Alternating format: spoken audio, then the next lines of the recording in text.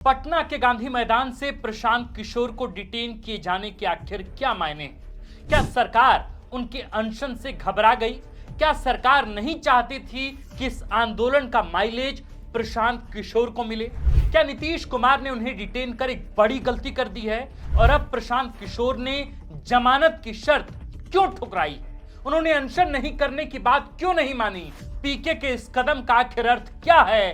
पीके को civil court से 25,000 के बॉन्ड के साथ जमानत मिल रही थी, लेकिन शर्त थी कि वे ऐसे किसी भी अनशन पर नहीं बैठेंगे और आंदोलन नहीं करेंगे। लेकिन उन्होंने इस शर्त पर बॉन्ड भरने से मना कर दिया। संदेश साफ है कि वे किसी भी सूरत में आंदोलन से दूर नहीं होंगे। यहां से किस तरफ जाएगी पीके की राजनीति? हमने आपको पिछले वीडियो में बताया था कि प्रशांत किशोर इस आंदोलन के माध्यम से अपनी राजनीतिक जमीन तलाश रहे हैं, इसलिए वे आंदोलन के बीच आए और अनशन पर बैठे।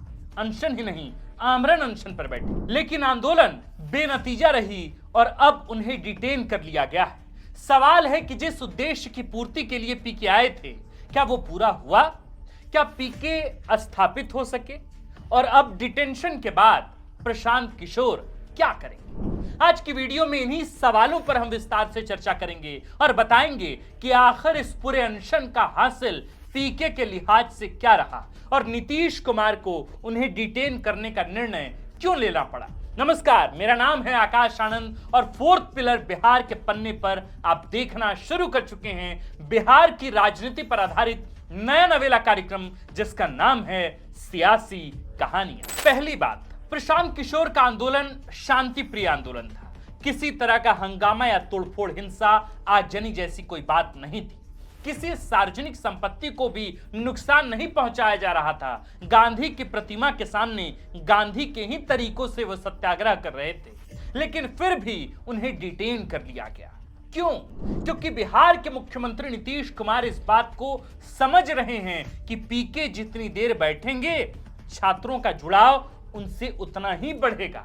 26 जनवरी को गांधी मैदान में बड़े आंदोलन की चेतावनी पीके पहले ही दे चुके थे और जिस तरह यह मामला आगे बढ़ रहा था, 26 तक पूरा माहौल बदलने की उम्मीद थी। इसी से बचने के लिए और पीके के रेलेवेंसी को खत्म करने के लिए सरकार के पास एक ही उपाय था, आंदोलन को खत्म करना। प्रशांत किशोर को पुलिस ने अकारण ही डिटेन किया और गांधी मैदान को खाली करा दिया गया। लेकिन क्या आंदोलन खत्म हो गया?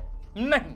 जहां तक मेरी समझ कहती है, प्रशांत किशोर को डिटेन करने से उन्हें फायदा ही हुआ है।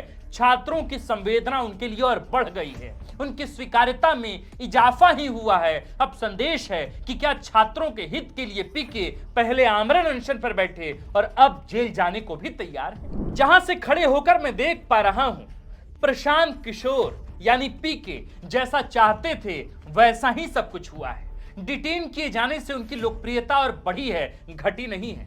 जैसे ही पीके छात्रों के बीच आते हैं, मामला और भी बढ़ेगा और आंदोलन वृहद हो सकता है। दोस्तों, साथियों, बिहार की धरती पर जेपी के आंदोलन की शुरुआत भी छात्र आंदोलन से ही हुई थी। मैं पीके की तुलना जयप्रकाश नारायण से नहीं कर रहा, मैं सिर्फ यह कहना चाह रहा हूं कि इस आंदोलन के बड़े होने की संभावनाएं मुझे अब दिख रही हैं।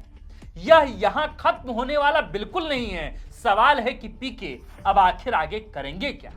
मेरी राजनीतिक समझ कहती है कि वे छात्रों के मुद्दे को और भी जोर शोर से उठाएंगे और इस आंदोलन के ज्वार को कम नहीं होने देंगे। जब तक वे पुलिस की गिरफ्त में हैं, उनकी पार्टी के बाकी नेता, छात्र और अन्य लोग विरोध प्रदर्शन जारी रखेंगे और उनके बाहर आते ही आंदोलन नए सिरे से खड़ा होगा। इसके दो कारण हैं। पहला कि पीके को एक अच्छा और सबसे बड़ा मौका हाथ लगा है, जहां से वे खुद को आम लोगों से जोड़ सकेंगे, और दूसरा कि पीके के पास कोई और ऐसा मुद्दा है ही नहीं चुनाव से पहले जिसके दम पर वे आगे अपनी राजनीति कर सके। इसलिए उनके लिए छात्रों के साथ चलने की मजबूरी है, जिसे वे अवसर में बदल देना चाहते हैं। बिहार में छात्रों का इतिहास रहा है कि वे सरकार बनाने या सरकार गिराने में हमेशा भागीदार रहे और ये बात बिहार के सभी नेता जानते हैं। इसलिए प्रशांत किशोर छात्रों के मुद्दे को फिलहाल तो नहीं छोड़ने वाले हैं और न ही वे आंदोलन की राह से खुद को हटाएंगे। बस इंतजार है बिहार में इसी आंदोलन के दूसरे फेज का, जो ज्यादा स्ट्रेटेजिक और ज्यादा ऑब्जेक्टिफाइड होगा। ऐसा करते हुए या ऐसा कहते हुए मुझे इंडिया टुडे में छपा पत्रकार पुष्यमित्र का एक लेख याद आ रहा है, जिसमें वे बात कह रहे हैं कि कैसे आंदोलन का विरोध करने वाले पीके खुद आंदोलन की शरण में बैठ गए।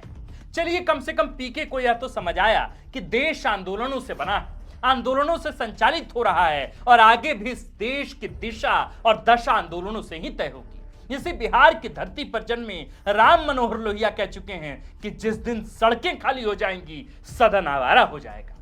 बहरहाल, बीपीएससी में कथित धांधली के मामले में कल यानी 7 जनवरी को सुनवाई हो सकती है। इधर छात्रों पर लाठीचार्ज और बल प्रयोग को लेकर प्रशांत किशोर ने पटना हाईकोर्ट का भी दरवाजा खटखटाया है। इस पर भी जल्द सुनवाई होने के आसार हैं। फैसला आने के बाद ही बीपीएससी के मामले पर साफ तौर से कुछ कहा जा सकेगा, लेकिन यह बात तो तय है कि इस आंदोलन से प्रशांत किशोर का राजनीतिक जमीन हासिल होती हुई दिख रही है। यहां से आगे का रास्ता उनके लिए आसान हो जाएगा, सफर आसान हो जाएगा। मैं आपको आंकड़ों के आधार पर लेकर अब चलता हूं। बिहार की आबादी 13 करोड़ से कुछ अधिक है और ताज्जुब की बात है कि इस आबादी का 58% हिस्सा 25 साल से कम उम्र का है। इतना पूरे देश में कहीं नहीं है। बिहार इस देश का सबसे यंग राज्य है। यहां युवाओं का अनुपात सबसे अधिक है। ये युवा कौन है? अधिकतर लोग छात्र हैं या रोजगार की तलाश में। अब आप सोचिए कि जिस आंदोलन की शुरुआत अभी हुई है, अगर ये बड़ा होता है तो इससे जुड़ने वाले लोग कौन होंगे और कितने होंगे? साथ ही अगर ये संख्या वोट में तब्दील होती है तो स्थितियां क्या होंगी? मैं जानता हूं कि इन्हें वोट में तब्दील करना बहुत टेढ़ी खीर है, लेकिन पीके तो यही चाह रहे हैं। उनके पास आइडिया है, विजन है, स्ट्रेटेजी है और रिसोर्सेज है। अगर इनमें से 3-4% युवाओं को भी वे अगर अपने पाले में करने में कामयाब हो जाते हैं तो आने वाले चुनाव की तस्वीर बदल जाएगी। पीके लंबी छलांग की कोशिश कर रहे हैं। कितना सफल होंगे यह तो समय बताएगा, लेकिन इतना जरूर है कि जो रास्ता उन्होंने चुना है वो गांधी का रास्ता है, वो जेपी का रास्ता है, वो रास्ता गलत नहीं है। रहा सवाल वैनिटी वैन और कंबल का, कुछ विवादों का, तो मेरी समझ कहती है कि ये चीजें बाद में लोग भूल जाते हैं और इसका बहुत बड़ा इंपैक्ट राजनीति में नहीं होता। अभी भी देख लीजिए, उनके डिटेंशन के बाद कंबल और वैनिटी का मुद्दा गौण हो गया है।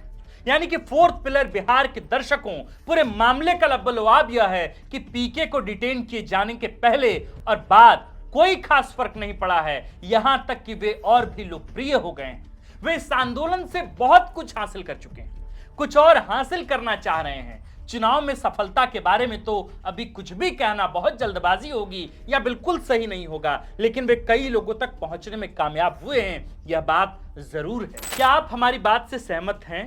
हाँ और ना, दोनों ही स्थितियों में अपनी राय आप हमें कमेंट बॉक्स में लिखकर जरूर बताएं। और बिहार की राजनीति, दिलचस्प राजनीति का सटीक विश्लेषण जानने के लिए आप हमारे चैनल फोर्थ पिलर बिहार को सब्सक्राइब भी जरूर कर लें।